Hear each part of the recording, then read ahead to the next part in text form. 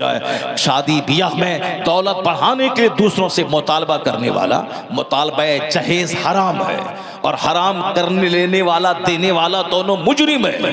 मुतालबा जहेज रिश्वत है, और रिश्वत देना और लेना दोनों हराम है। ऐसा नहीं कि देने वाला ये समझे कि साहब मैं रिश्वत दे रहा हूँ, मेरी बेटी है, मैंने 10 साल से तैयारी की है और मैं इसको दे रहा हूँ। रिश्वत मुतालबा जहेज रिश्वत है, और रिश्वत देना और लेना ये दोनों हराम है।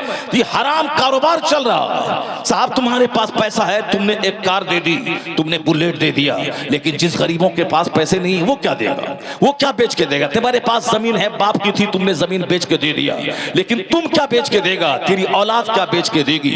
और तुमको 4 बेटे हो गए या जमीन 4 बेटों पे तकसीम हुई, फिर उसके बाद क्या होगा, कौन सी जमीन बेच के देगा। यानी देना है, पैसा है, दे दिया, माहौल खराब किया, समाज के लोगों का दिमाग खराब किया, मगर तुमने दे दिया। मुतालबा जहेज रिश्वत है, रिश्वत का लेना देना दोनों हराम है। और फिर मर्द को अल्लाह ने ताकतवर बनाया है, मर्द शौहर को शौहरे नामदार बनाया है। और रिजालु कव्वामून अलन निसा, ये कौन सा तू शौहरे नामदार है, ये कौन सा तू शौहरे नामदार है। जिस घर में बैठा है, जो किस पलंग पर, वो पलंग तो गरीब तुम्हारी बीवी का बाप चंदा करके लिख दिया है, वह जमीन बेच के दिया है। जिस बुलेट पे तू चलेगा, तुझे लोग कहेगा ये जमींदार है, अच्छे लोग हैं। वह बुलेट तो लड़की के बाप ने जमीन बेच के दिया है, वो तो साहब चंदा करके दिया है, तो अपने रिश्तेदार से मांग के दिया है। ये जो तू मंगनी और बारात में 200 400 500 आदमी को लेके जाता है, ये उसका तो क्या तेरे बाप दादा ने उसको कमा के दे दिया पहले से, ताकि वो हमारा बेटा आएगा 500 बारात लेके खिलाना उसको। क्यों, क्या है ये, 500 आदमी आएंगे, मुतालबा जहेज है, मुतालबा जहेज में दाखिल है, ये रिश्वत है। रिश्वत का लेना देना हराम है। एक गरीब बाप को की बेटी को बोझ बनाना, ताकि दूसरा अपनी बीवी के पेट में ही अल्ट्रासाउंड के जरिए पता लगा कि बेटी को जहर दे के मार दे, वहां लोग कातिल बन जाए। क्यों, बच्ची पैदा होगी तो फिर 200 लोग मंगनी के लिए आएंगे, फिर 400 लोग बाराती बन के आएंगे, फिर उन्हें कार देनी होगी, बुलेट देना होगा, लड़के का जोड़ा देना होगा, 50 लाख का सोना देना पड़ेगा, और फिर सारी जिंदगी दामाद का नाज उठाना पड़ेगा। उससे बेहतर है कि जहर दे दो, पॉइजन इंजेक्शन दे के मार दो। वही दौरे जाहिलियत में जो आज से 1500 साल पहले होता था, लोग बेटी को जिंदा दफन करते थे, वो हाल शुरू हो गया है। वो जिंदा दफन करते थे, और तू जिंदा को अपनी बीवी के पेट में उसको इंजेक्शन देके मार डाल रहा है, इस काते हमल करवा रहा है। ये भी जिंदा दरगोर ही करना है, जबकि 4 महीने के बाद हमल गिराना सख्त हराम है। 4 महीने से पहले जब जान नहीं पड़ती है बच्चों में, तो एक तबीब, नेक हकीम डॉक्टर के कहने के बाद इस काते हमल करवाया जा सकता, अगर बच्चे की माँ को की जिंदगी को खतरा है। लेकिन 4 महीने के बाद जब बच्चे में जान पड़ जाती है, उसके बाद चाहे कुछ भी बोले कोई डॉक्टर तबीब, इस काते हमल करवाना हराम है। चूंकि बच्चे में जान पड़ गई, इस काते हमल करवाएगा, मर्डर और कत्ल की श्रेणी में वो आता है। मगर यहाँ साहब लोग मार रहे हैं, क्यों, पैदा होने का मतलब है बेटी, ताकि मंगनी वाले को, बारात वाले को, देखने वाले को, तारीख लेने वाले को, सबको खिलाना पड़ेगा। और सारी जिंदगी सऊदी अरब में कमा कमा करके एक बेटी की शादी के लिए पूरी जिंदगी नजर कर देनी पड़ेगी। क्यों ऐसा दिन आया है, इसलिए तलाक हो रही है, इसीलिए बच्चे अपाहिज पैदा हो रहे हैं, इसीलिए शादी के बाद आपस के ताल्लुकात खराब हो रहे हैं। चूंकि खिलाफे पैगंबर कसे रह गुज़ीर कि हर चीज पर मंजिल नक़ाहत रसीद, मुस्तफा के खिलाफ जो करेगा कभी उस काम में बरकत नहीं हो पाएगी। आज शादी बर्बादी का जरिया हो, इसीलिए ये तुमने सादगी से हटकर, सुन्नत से हटके हिंदुओं को देख देख कर उस हिंदुआना रस्म रिवाज को तुमने अपने घर में दाखिल कर दिया। वहां तो बेटी को जायदाद देने का की रस्म नहीं है, इसीलिए जो कुछ भी है शादी ही में सब कुछ तिलक जहेज सब दे दे। और तुम चोर दरवाजे से वहां से नकल कर ली उनकी आदतों को। तेरे पैगंबर ने अपनी बेटी की शादी मस्जिद नबी में करवा दी, 5-10 लोगों की मौजूदगी में करवा दी, कोई कार्ड नहीं छपा, कोई डेकोरेशन नहीं हुआ, मस्जिद में सादगी के साथ उस अली को अपनी बेटी दे दी, जो अली के पास अपना घर तक नहीं था। कल क्या कमा के खिलाएगा उनकी बेटी को, मगर जन्नत के मालिक को मुख्तार ने अपनी बेटी अली के निकाह में दे दिया।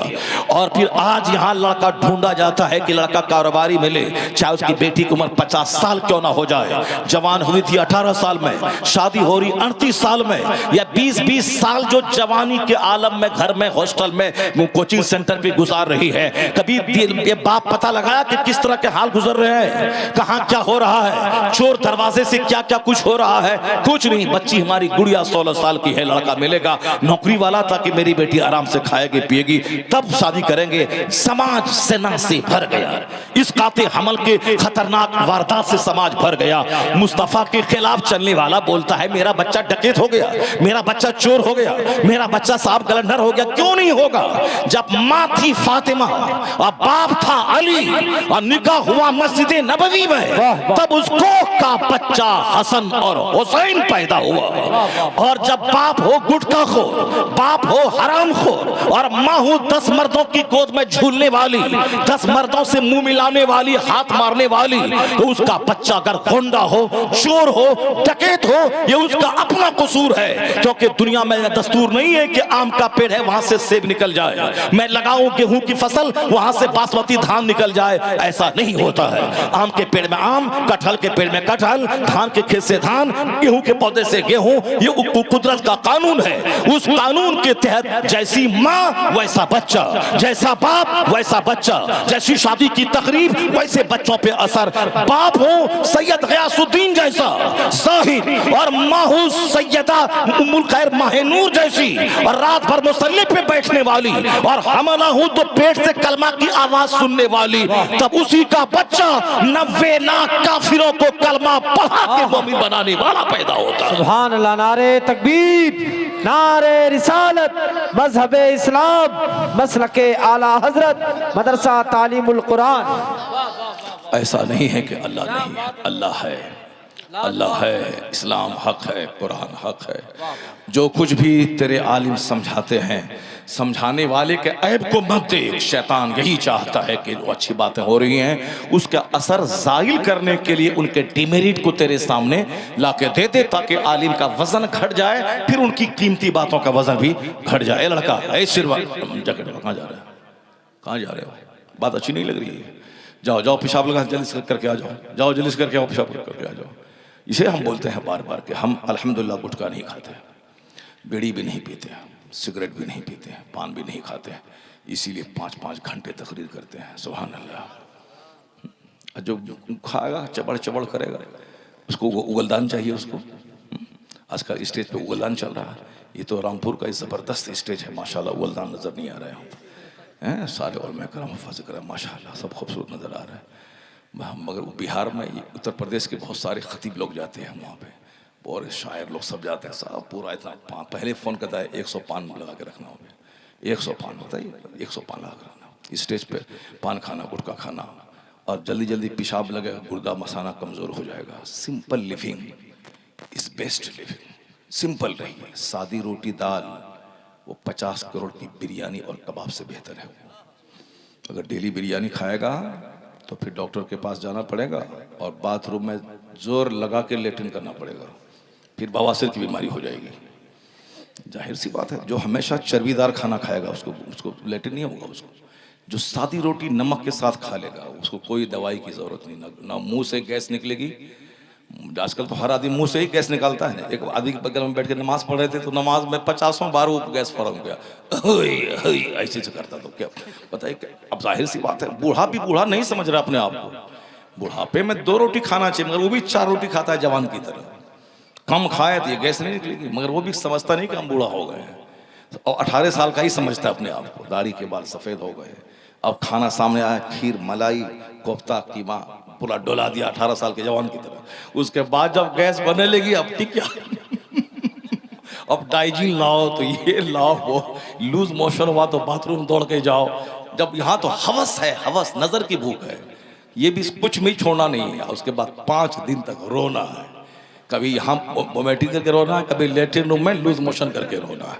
ख्वाहिशात पे कंट्रोल रखिए, ख्वाहिशात पे कंट्रोल रखिए, ख्वाहिशात पे कंट्रोल रखिए। अकल बहादुर वो नहीं है जो सामने वाले को पछाड़ दे। लैसा शदीदु बिसुरा इन्नमा शदीदुल लज़ी यमलिकु नफ्सहु इंदल गज़ब। क्या मुस्तफ़ा ने बात की है आका अलैहिस्सलाम ने 1400 साल पहले।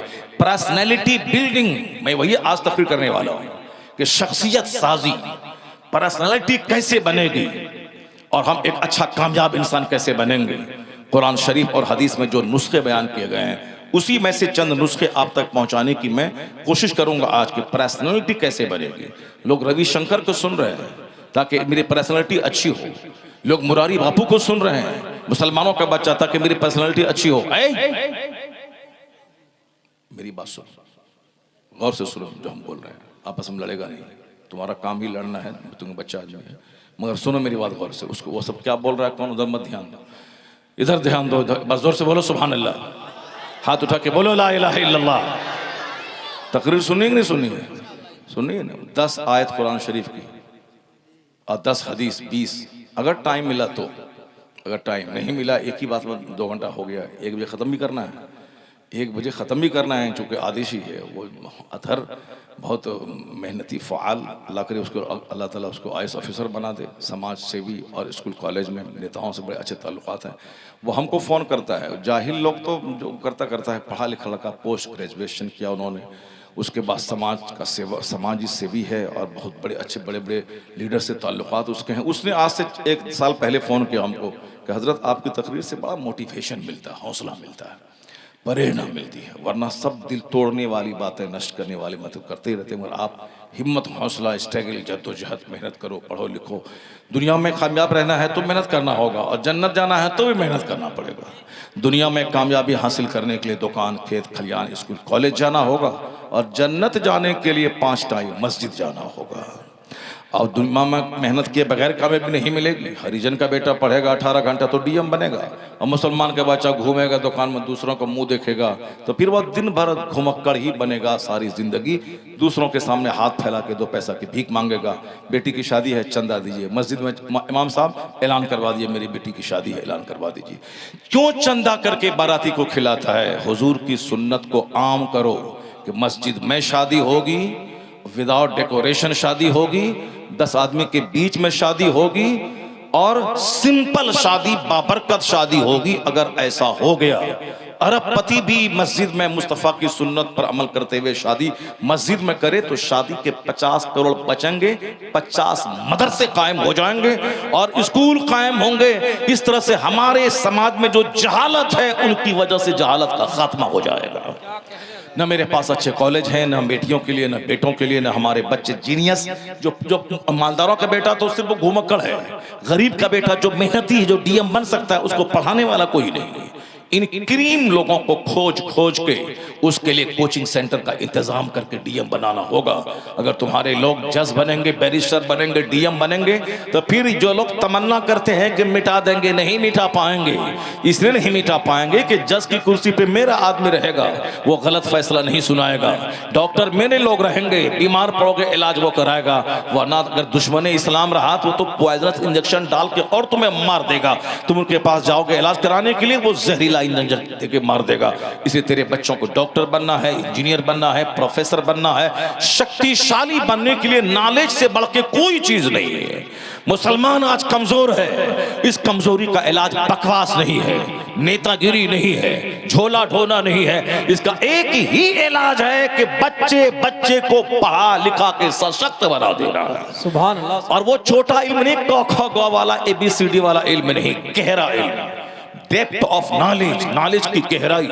ये जो मदरसे में भी आप देख रहे हैं, स्कूल कॉलेज में देख रहे हैं, 10 लाख बच्चे बैठ गए, 5 बच्चे निकाल सके कंपटीशन में, एग्जाम निकाल पाया, अच्छा रिजल्ट निकला। चूंकि अक्सर लोग खाली पैंट शर्ट और हाथ में लैपटॉप और मोबाइल लेकर ढोता है। मदरसे में भी सिर्फ वो दाढ़ी टोपी, और वो बरेली शरीफ में आजकल चला हुआ है, वो औरतों वाले दुपट्टा वाला उनकी ओढ़नी चली हुई है, और औरतें उस तरह दुपट्टा ओढ़ती थी, मगर अभी पता नहीं कौन शायर, कौन मुखर्रिर, कौन खतीब कहाँ से क्या बोल दिया और कर लिया। अब सब लोग वैसे ही औरतों के दुपट्टा की तरह छींट वाला देखे होंगे, वो चल रहा, आजकल चल रहा है। बस उसको तौलिया झाड़ना है, अब पान खाना है, गुटखा खाना है। अब वो आदमी अरबी में तकरीर कर पाएगा? वो आदमी उर्दू में किताब लिख पाएगा? वो आदमी शेखुल हदीस बन पाएगा? वो तो फरागत के बाद ही बोलेगा कि 2-4 ट्यूशन दे दो, ट्यूशन पढ़ाएंगे। वो ट्यूशन पढ़ाने वाला बन सकता है। इस पादान पे भीड़ है लाखों, ऊंचे वाले पादान पे खाली है। बुखारी शरीफ पढ़ाने वाला, मुल्ला हसन पढ़ाने वाला, साहब अदीब, मुसन्निफ, मुफस्सिर, मनासिर, वो फील्ड खाली है। डीएम, एसपी, प्रोबेशनरी ऑफिसर बनने वाला, मजिस्ट्रेट और लॉयर, बैरिस्टर बनने वाला, वो खाली है।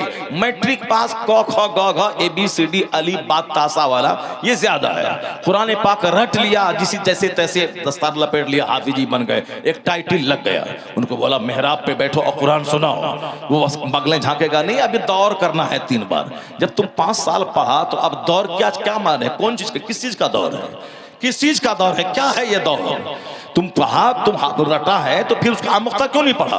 आमुख्ता डेली पढ़ो, सबक पारा डेली पढ़ो, आगे सबक कम ले लो, पिछला मजबूत कर लो, फिर आगे बढ़ो, रिवाइज करते रहो। तो इधर पगड़ी हुई उधर मेरा पे तेरा भी सुनाएगा वो। ये 30 पारा पढ़ लिया, उसके बाद दौर होगा, 3 साल तक दौर होगा। 36 साल भी दौर करोगे मजबूत नहीं हो पाएगा। कमजोर बुनियाद को सारी जिंदगी रटना ही पड़ेगा तुमको। रमजान का महीना आएगा, 5 महीना पहले से रटेगा। पहले दाढ़ी भी छोटी होगी, फिर दाढ़ी भी बढ़ाना है चूंकि ताकि जगह मिल जाए। उसके बाद फिर रटना है दिन रात, और फिर वहां भी सारे लोग सोएंगे और तुम रात भर रटेगा, दिन भर रटेगा। और उसके बाद जैसे तैसे सूर्य दुकान छोड़ेगा तो सूर्य हुजरात छोड़ेगा। बीच बीच में बेचारा जाहिल आदमी क्या जानेगा कि हुजरात छोड़ा कि दुकान छोड़ा कि हदीस छोड़ा, क्या छोड़ा? वो सुबह कुरान शरीफ पढ़ा रहा है, ठग तो ले